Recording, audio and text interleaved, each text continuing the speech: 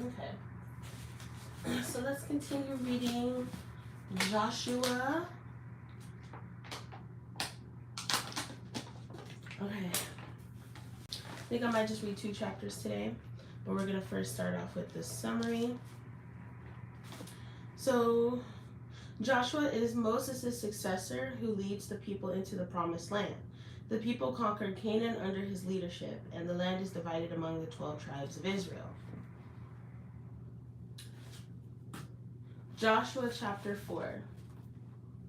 And it came to pass, when all the people had completely crossed over the Jordan, that the Lord spoke to Joshua, saying, Take for yourselves 12 men from the people, 1 man from every tribe, and command them, saying, Take for yourselves 12 stones from here, out of the midst of the Jordan, from the place where the priest's feet stood firm. You shall carry them over with you, and leave them in the lodging place where you lodge tonight. Then Joshua called the 12 men whom he had appointed from the children of Israel, 1 man from every tribe. And Joshua said to them, Cross over before the ark of the Lord your God into the midst of the Jordan, and each one of you take up a stone on his shoulder, according to the number of the tribes of the children of Israel, that this may be a sign among you when your children ask in time to come, saying, What do these stones mean to you? Then you shall answer them that the waters of the Jordan were cut off before the ark of the covenant of the Lord. When it crossed over the Jordan, the waters of the Jordan were cut off. And these stones shall be for a memorial to the children of Israel forever. And the children of Israel did so, just as Joshua commanded, and took up 12 stones from the midst of the Jordan, as the Lord had spoken to Joshua according to the number of the tribes of the children of Israel, and carried them over with them to the place where they lodged, and laid them down there. Then Joshua set up 12 stones in the midst of the Jordan, in the place where the feet of the priests who bore the ark of the covenant stood, and they are there to this day.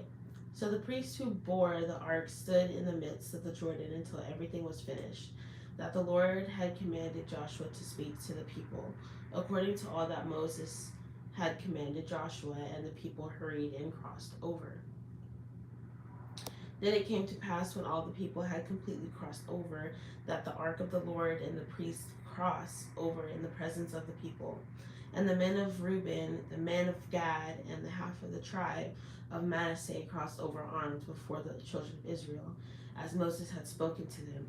About 40,000 prepared for war crossed over before the Lord for battle to the plains of Jericho. On that day, the Lord exalted Joshua in the sight of all Israel, and they feared him as they had feared Moses all the days of his life.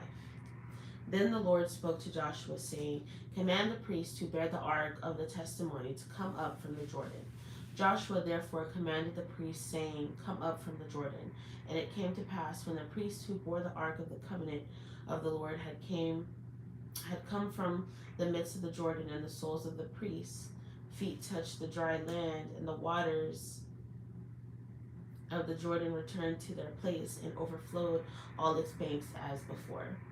Now the people came up from the Jordan on the 10th day of the first month, and they camped in Gilgal on the east border of Jericho. And those 12 stones which they took out of the Jordan, Joshua set up in Gilgal.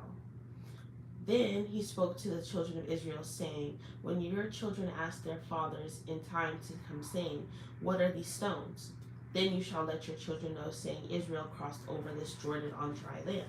For the Lord your God dried up the waters of the Jordan before you until you had crossed over, as the Lord your God did to the Red Sea, which he dried up before us until we had crossed over, that all the peoples of the earth may know the hand of the Lord that is mighty, that you may fear the Lord your God forever. Chapter 5. So it was, when all the kings of the Amorites who were on the west side of the Jordan, and all of the kings of the Canaanites who were by the sea, heard that the Lord had dried up the waters of the Jordan from before the children of Israel until we had crossed over, that their heart melted, and there was no spirit in them any longer because of the children of Israel. At that time, the Lord said to Joshua, "Make the flint knives for yourselves and circumcise the sons of Israel again the second time." So Joshua made flint knives for himself and circumcised the sons of Israel at the hill of the foreskins. And this is the reason why Joshua circumcised them. All the people who came out of Egypt, who were males, all the men of war, had died in the wilderness on the way after they had come out of Egypt. For all the people who came out had been circumcised, but all the people born in the wilderness on the way as they came out of Egypt had not been circumcised. For the children of Israel walked 40 years in the wilderness, till all the people who were men of war who came out of Egypt were consumed, because they did not obey the voice of the Lord, to whom the Lord swore that he would not show them the land which the Lord had sworn to their fathers that he would give us, a land flowing with milk and honey. Then Joshua circumcised their sons, whom he raised up in their place, for they were uncircumcised because they had not been circumcised on the way. So it was, when they had finished circumcising all the people, that they stayed in their places in the camp till they were healed. Then the Lord said to Joshua, "This day I have rolled away the reproach of Egypt from you." Therefore the name of the place is called Gilgal to this day. Now the children of Israel camped in Gilgal and kept the Passover on the 14th day of the month at twilight on the plains of Jericho. And they ate of the produce of the land on the day after the Passover, unleavened bread and parched grain on the very same day. Then the manna ceased on the day after they had eaten the produce of the land, and the children of Israel no longer had manna. But they ate the food of the land of Canaan that year. And it came to pass, when Joshua was by Jericho, that he lifted his eyes and looked, and behold, a man stood opposite him, with his sword drawn in his hand. And Joshua went to him and said to him, "Are you for us or for our adversaries?" So he said, "No, but as commander of the army of the Lord I have now come." And Joshua fell on his face to the earth and worshipped and said to him, "What does my Lord say to his servant?"